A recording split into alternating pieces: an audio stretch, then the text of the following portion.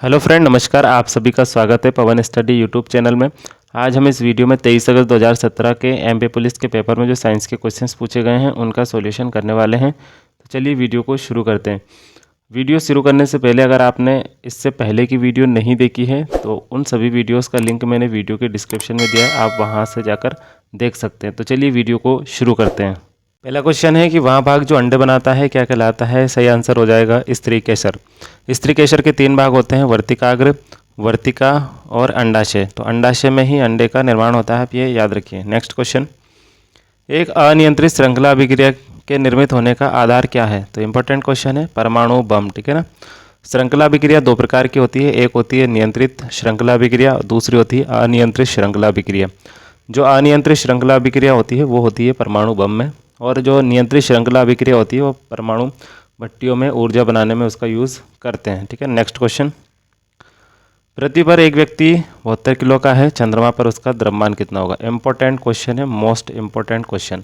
ठीक है ना। द्रव्यमान पूछा है यहाँ पर, तो द्रव्यमान जो होता है, द्रव्यमान सही आंसर हो जाएगा इसका 72 किलो। ठीक है ना। देखिए, द्रव्यमान जो आप चंद्रमा पर चले जाओ, मंगल पर चले जाओ, बुध पर चले जाओ, द्रव्यमान पर कोई फर्क नहीं पड़ता है। जितना द्रव्यमान पृथ्वी पर है उतना ही सभी अन्य ग्रहों पर या अंतरिक्ष में जहाँ भी वस्तु को आप ले जाओगे सभी जगह समान रहेगा द्रव्यमान। अब द्रव्यमान होता क्या है? तो वस्तु जिस पदार्थ से मिलकर बनी होती है वो उसका द्रव्यमान कहलाता है। ठीक है ना। जब इसमें हम गुरुत्व का गुणा कर देते हैं तो उस वस्तु का वो भार आ जाता है। ठीक है ना। तो भार में परिवर्तन होता है, द्रव्यमान में कोई परिवर्तन नहीं होता है। ठीक है ना। भार की बात है ये, तो चंद्रमा पर पृथ्वी का 1/6 होता है। ठीक है ना। भार मतलब कि अगर पृथ्वी पर कोई वस्तु 120 किलो की है तो चंद्रमा पर 1/6 हो जाएगा, मतलब कि वो 20 किलो की ही रह जाएगी। ये इंपॉर्टेंट क्वेश्चन है कि पृथ्वी पर जो है भार 120 किलो है तो चंद्रमा पर कोई वस्तु का भार कितना हो जाएगा? पृथ्वी का 1/6 होता है। ये इंपॉर्टेंट है, आपको याद रखना है। नेक्स्ट क्वेश्चन, यूरिया एक क्या है? तो यूरिया एक नाइट्रोजनी पदार्थ है। करेक्ट आंसर नाइट्रोजनी पदार्थ हो जाएगा। नेक्स्ट क्वेश्चन, जब किसी व्यक्ति को संक्रमित ज्वर हो जाता है तब कौन सी कोशिकाएं सर्वाधिक सक्रिय होती है? इंपॉर्टेंट क्वेश्चन है, ऑप्शन नंबर बी सही हो जाएगा इसका, WBC। WBC का फुल फॉर्म होता है वाइट ब्लड कॉर्पसल्स, यानी सफ़ेद रक्त कणिकाएं भी कहते हैं, या फिर इन्हें ल्यूकोसाइट्स भी कहते हैं। इंपॉर्टेंट है, मोस्ट इंपॉर्टेंट है ल्यूकोसाइट, ये आप याद रखिए। ठीक है ना। ये हमारे, इनका काम क्या होता है? ये हमारे इम्यूनिटी सिस्टम को मजबूत बनाती है। ठीक है ना। प्रतिरक्षा जो तंत्र होता है उसको क्या करती है? मजबूत बनाती है। नेक्स्ट क्वेश्चन, रॉबर्ट हुक ने 1663 में कोशिकाओं की खोज की। कोशिकाओं के अवलोकन के लिए प्रतिदर्शी के रूप में निम्न में से उसने किसका प्रयोग किया है? तो करेक्ट आंसर हो जाए कार्क के ऊतक। ठीक है ना। इन कोशिकाओं का उन्होंने यूज़ किया था। ठीक है ना। अब कार्क क्या होता है? तो आप ये समझ सकते हो कि जो मधुमक्खी का छत्ता होता है उनको मधुमक्खी के छत्ते के समान उन कार्क के टुकड़े में उनको संरचनाएं दिखाई दी थी। ठीक है ना। ये भी इंपॉर्टेंट। नेक्स्ट क्वेश्चन, निम्न में से असंक्रामक रोग की पहचान करें। ठीक है ना। असंक्रामक का मतलब होता है कि संक्रामक से ना फैलने वाला रोग है ना। तो ऐसा रोग कौन सा है? तो याद रखिए घेंगा। इसे हम गोइटर भी कहते हैं या गलघोटू रोग भी कहते हैं। ठीक है ना। घेंगा रोग जो होता है वो संक्रामक से नहीं फैलता है। ठीक है ना। इंपॉर्टेंट है। अब घेंगा रोग जो होता है वो क्वेश्चन ऐसा पूछा जाता है, घेंगा रोग किसकी कमी से होता है? तो याद रखिए आयोडीन की कमी से घेंगा रोग होता है। ठीक है ना। इससे क्या होता है कि थायराइड ग्रंथि जो होती है, हमारे गले की जो थायराइड ग्रंथि होती है वो बाहर निकल आती है, इसे ही हम घेंगा रोग कहते हैं। साथ ही साथ आप सिफिलिस को भी याद रखिए। सिफिलिस जीवाणु से होने वाला रोग है, बैक्टीरिया से होता है। रेबीज ये वायरस से होने वाला रोग है, आप याद रखिए। हैजा भी एक जीवाणु से होने वाला रोग है। हैजा को हम कोलेरा भी कहते हैं। ठीक है ना। ब्रीवियो कोलेरा इसका क्या हो जाएगा? जीवाणु हो जाएगा। ठीक है ना, जिसे हम बैक्टीरिया कहते हैं। नेक्स्ट क्वेश्चन, वृद्धि हार्मोन किसके द्वारा स्रावित होते हैं? इंपॉर्टेंट क्वेश्चन है, मोस्ट इंपॉर्टेंट क्वेश्चन है कि वृद्धि हार्मोन किसके द्वारा स्रावित होते हैं? तो सही आंसर हो जाएगा हमारा पीयूष ग्रंथि।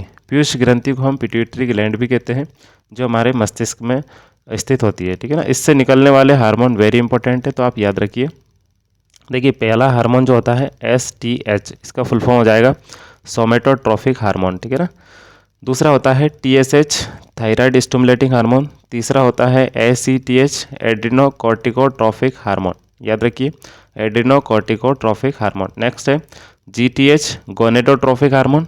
अगला है LTH, लैक्टोजेनिक हार्मोन। और नेक्स्ट है ADH, anti diuretic hormone. Very important hormone है, आप सभी को ये याद रखना है। चलिए नेक्स्ट क्वेश्चन, यमुना नदी दिल्ली के पास प्रदूषित है, इसका क्या कारण है? ऑप्शन नंबर सी इसका करेक्ट आंसर हो जाएगा, अनुपचारित मलजल का निर्वहन। अब इस क्वेश्चन में आपको ये बताना है कि यमुना नदी जो है वो कहाँ से निकलती है और कहाँ जाकर मिलती है, आप मुझे कमेंट करके बताइए। नेक्स्ट क्वेश्चन, अस्थि मैट्रिक्स किसमें समृद्ध होती है? सही आंसर हो जाएगा हमारा कैल्शियम और फास्फोरस। अस्थियों में कैल्शियम और फास्फोरस ही पाया जाता है। नेक्स्ट क्वेश्चन, वह स्थान जहाँ पशु अपने प्राकृतिक आवास में संरक्षित किए जाते हैं क्या कहलाता है? याद रखिए, वन्य जीव अभ्यारण्य। ऑप्शन नंबर डी हमारा करेक्ट आंसर हो जाएगा, वन्य जीव अभ्यारण्य। नेक्स्ट है, एक प्राकृतिक घटना जो पूर्व अनुमानित नहीं की जा सकती है, ठीक है ना, तो ये याद रखिए भूकंप, ठीक है ना। नेक्स्ट क्वेश्चन, ओजोन द्वारा अवशोषित किरणें कौन सी है? पराबैंगनी किरणें। इंपॉर्टेंट क्वेश्चन है, ठीक है, ये पहले भी एग्जाम में आ चुका है, तो ये याद रखिए, ओजोन द्वारा अवशोषित किरणें कौन सी है, ठीक है ना, तो ये है पराबैंगनी किरणें। ओजोन जो होती है हमारी पृथ्वी के ऊपर पाई जाने वाली एक परत है, ठीक है ना, इसे पृथ्वी का सुरक्षा कवच भी कहते हैं। इंपॉर्टेंट है, याद रखिए। दूसरी बात कि ओजोन, एक क्वेश्चन और बनता है इससे कि ओजोन परत को हानि पहुंचाने वाली गैस कौन सी है, सबसे खतरनाक गैस कौन सी है? तो आप याद रखिए CFC, क्लोरोफ्लोरोकार्बन जो होती है वो ओजोन परत को नुकसान पहुंचाने वाली सबसे हानिकारक गैस है, ठीक है ना। अब ओजोन है तो ओजोन का एक क्वेश्चन और याद रखिए कि ओजोन का सूत्र क्या होता है? ओजोन का सूत्र होता है O3, ठीक है ना, ये ऑक्सीजन का ही एक अपर रूप है, आप ये भी याद रखिए। नेक्स्ट क्वेश्चन, जब धातु अम्ल के साथ अभिक्रिया करती है तो वहाँ तदनुसार नमक तथा क्या बनाती है, ठीक है ना। इंपॉर्टेंट क्वेश्चन है, सही आंसर हो जाएगा हमारा हाइड्रोजन, ठीक है ना। जैसे कि सोडियम एक धातु है, वो HCl यानी हाइड्रोक्लोरिक अम्ल से अभिक्रिया करती है तो क्या बनाती है? NaCl यानी कि इसे हम नमक कहते हैं, ठीक है ना, सोडियम क्लोराइड और हाइड्रोजन गैस बनाती है। इंपॉर्टेंट क्वेश्चन है, काम का। नेक्स्ट, यदि एक अंडकवच को विलयन के साथ उपचारित किया जाए तथा विकसित चूने का पानी को दूधिया बना दे तो विलयन A है। विकसित गैस जो है चूने के पानी को दूधिया बना दे तो विलयन A है। इंपॉर्टेंट क्वेश्चन है, ठीक है ना, सही आंसर हो जाएगा हमारा HCl, ठीक है ना। अंडकवच में कैल्शियम कार्बोनेट होता है, ये भी आप याद रखिए, ठीक है ना। अंडकवच को हम क्या बोलते हैं? कैल्शियम कार्बोनेट कहते हैं, जो HCl से क्रिया करके CO2 गैस देता है जो चूने को पानी को दूधिया बना देती है। अब कैल्शियम कार्बोनेट का सूत्र भी इंपॉर्टेंट है फ्रेंड्स, है ना, तो आप ये याद रखिए कि CaCO3 को ही हम कैल्शियम कार्बोनेट कहते हैं। इंपॉर्टेंट क्वेश्चन है। और जब ये HCl यानी कि हाइड्रोक्लोरिक अम्ल के साथ अभिक्रिया करता है तो क्या बनाता है? CO2 गैस बनाता है, जो क्या करता है? चूने के पानी को दूधिया बना देता है। इंपॉर्टेंट क्वेश्चन है। नेक्स्ट क्वेश्चन, नायलॉन के कपड़े सूती कपड़ों की तुलना में तेज़ी से सूखते हैं, क्या कारण है, ठीक है ना। तो इसका कारण है कि इनमें जल अवशोषण की जो मात्रा होती है या क्षमता होती है वो निम्न होती है, ठीक है ना।